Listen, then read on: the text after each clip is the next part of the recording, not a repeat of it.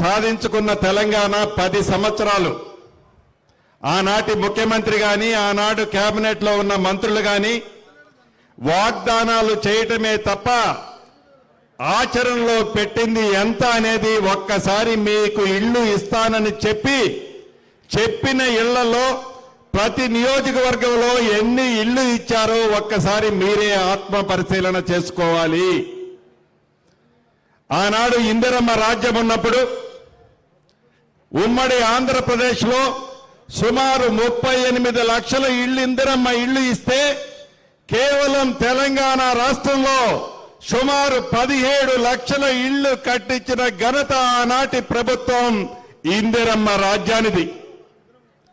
తెలంగాణ కావాలని పోరాటం చేసిన ఫలితంగా శ్రీమతి సోనియా గాంధీ గారు కాంగ్రెస్ పార్టీ తెలంగాణ రాష్ట్రాన్ని ఇచ్చిన తర్వాత వచ్చిన తెలంగాణ రాష్ట్రంలో 10 సంవత్సరాలు కాలయాపన చేసి డబుల్ బెడ్రూమ్ అనే ఒక బొమ్మను చూపించి కేవలం బొమ్మ వరకే పరిమితం చేసిన ఆనాటి ముఖ్యమంత్రి గారు ధనిక తెలంగాణ రాష్ట్రాన్ని 7 లక్షల కోట్లు అప్పులు చేసి ఆ అప్పుల భారాన్ని మనమెత్తిన ఈనాడు పెట్టిన ఆ ప్రభుత్వుడు చిట్ట చివరికి ఆ రాముల వారికి ఇస్తున్న 100 కోట్లు కూడా ఇవ్వలేని గొప్ప చరిత్రున్న మాజీ ముఖ్యమంత్రి కల్వకుంట్ల చంద్రశేఖరరావు గారని మీకు చెప్పక తప్పదు.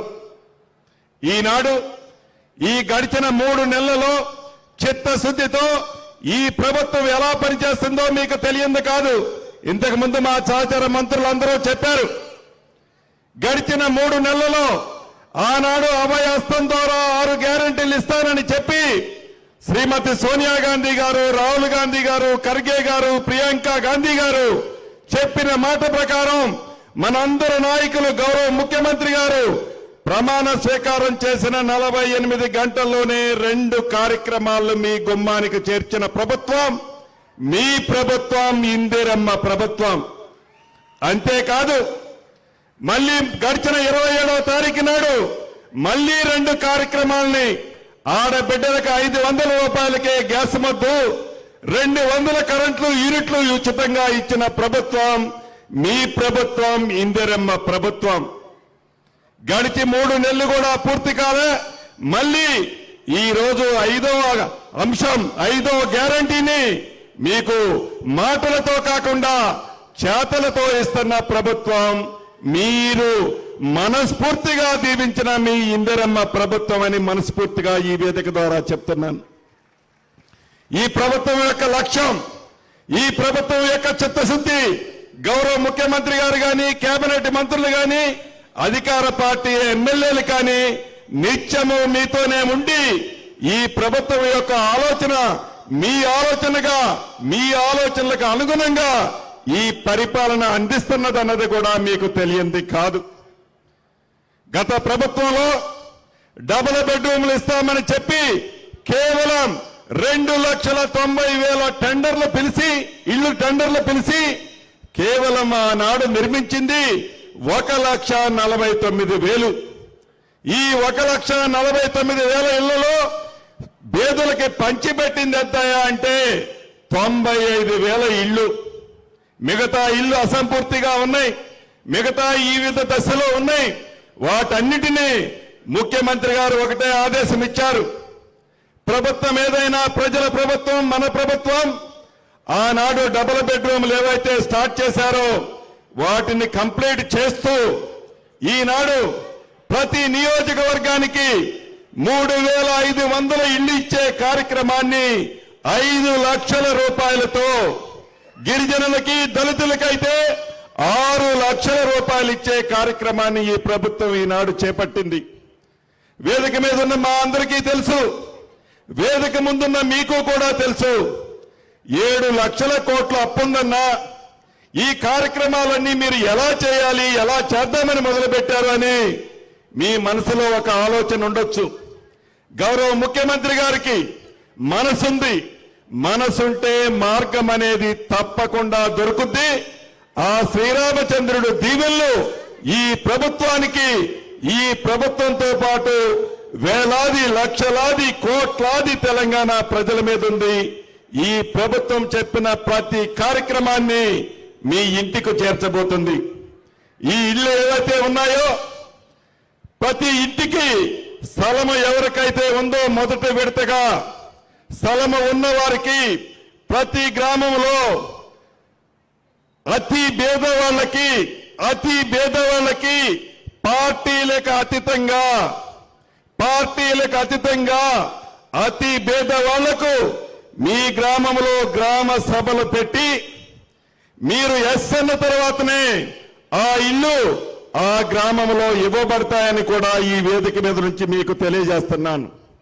గత ప్రభుత్వం లాగా వాళ్ళ పింక్ షర్ట్ తొడుక్కున్న వాళ్ళకో వాళ్ళ తొత్తులకో వాళ్ళకి నాలంటే నడిచే వాళ్ళకే కాదు, పేదవాళ్లలో అతి పేదవాళ్ళకి ఇందిరమ్మ రాజ్యంలో న్యాయం చేయాలన్నదే ఆలోచన. ఇది ప్రజల ప్రభుత్వం, ప్రజాప్రభుత్వం, మీ ప్రభుత్వం. కాబట్టి అదే రకంగా ఇంకా నియమ నిబంధనలు అన్ని తప్పకుండా ఆల్రెడీ ముఖ్యమంత్రి గారు జీవో సైన్ చేశారు. అతి కొద్ది రోజుల్లో మీకు ఆ ఫలితాలు అందబోతున్నాయి.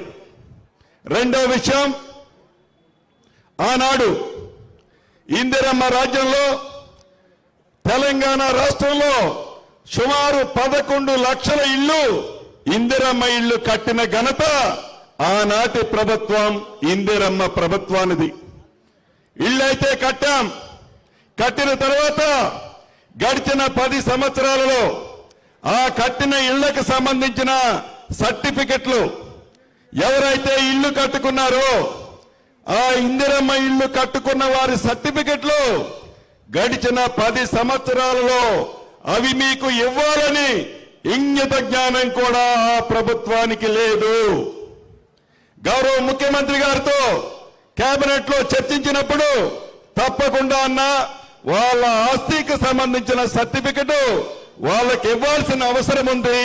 తప్పకుండా ఈ 17 లక్షల మందికి మీ ఇళ్లకి పూర్తి హక్కుని కల్పించే పత్రాన్ని ఈ ప్రభుత్వం పెద్దలు రేవంత్ రెడ్డి గారి చేతుల మీదుగా దీనితో పాటు దాన్ని కూడా లాంచింగ్ చేసుకోబోతున్నాం.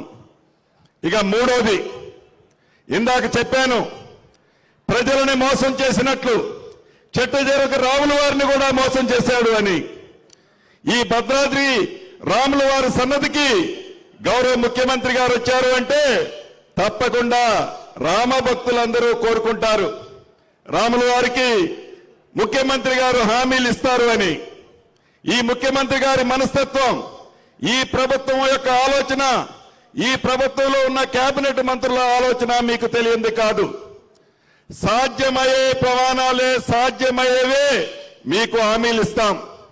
ఈ ముఖ్యమంత్రి గారు ఎల్లిప్యాడ్ నుంచి దేవుని దగ్గరికి వచ్చేటప్పుడు కారులో చెప్పారు, తప్పకుండా అన్నా మీరు ఏదైతే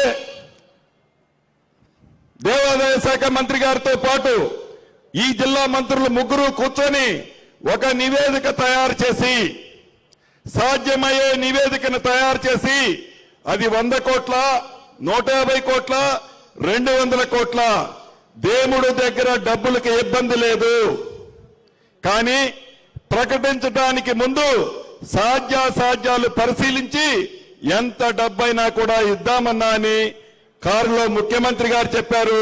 ఈ వేదిక ద్వారా మీకు అది తెలియజేస్తున్నాను. ఇక 4వ విషయం, ఇది గిరిజన ప్రాంతం. ఈ గిరిజన ప్రాంతంలో పోడు భూములకి ఆనాడు ఇందిరమ్మ రాజ్యంలో చాలా మందికి పోడు భూములు ఇచ్చాం. ఇంకా కొద్ది మందికి గత ప్రభుత్వంలో కొద్దిగా ఇచ్చారు. ఇంకా అర్హులైన వాళ్ళు చాలా మంది ఉన్నారు. వారికి పోడు భూములు పట్టాలు ఇవ్వాల్సిన అవసరం ఉంది. తప్పకుండా ఈ ప్రభుత్వం ఆ పట్టాలతో పరిశీలిస్తూ ఏదైతే గతంలో పట్టాలు ఇచ్చారో, ఏవైతే వ్యవసాయానికి అనుకూలమైన భూములు ఉన్నాయో ఆ భూముల్ని సాగు చేసుకోవడం కోసం, ఆ భూముల్ని సేద్యం చేయడం కోసం నీరు కావాలి. ఆ నీటికి సంబంధించిన బోర్లేసే విషయంలో తప్పకుండా ముఖ్యమంత్రి గారితో చర్చించాం. అధికారులకు కూడా అతి కొద్ది రోజుల్లో ఆదేశాలు ఇవ్వబోతున్నారు.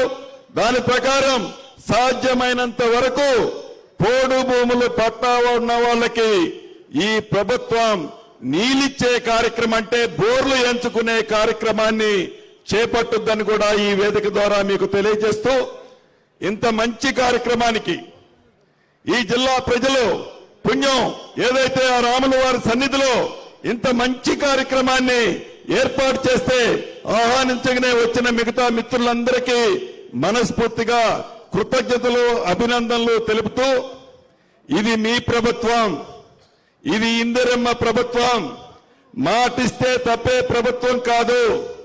మొన్న మీ దీవెనలతో మీ ప్రభుత్వాన్ని ప్రజల ప్రభుత్వాన్ని తెచ్చుకున్నారు. రాబోయే రోజుల్లో కూడా మీ దీవెనలు ఇలానే ఉండాలి అని ఉంటాయి అని మనస్ఫూర్తిగా చేతులు జోడించి మీ అందరినీ అభ్యర్థిస్తూ సెలవు తీసుకుంటున్నానన్నా. Thank you very much.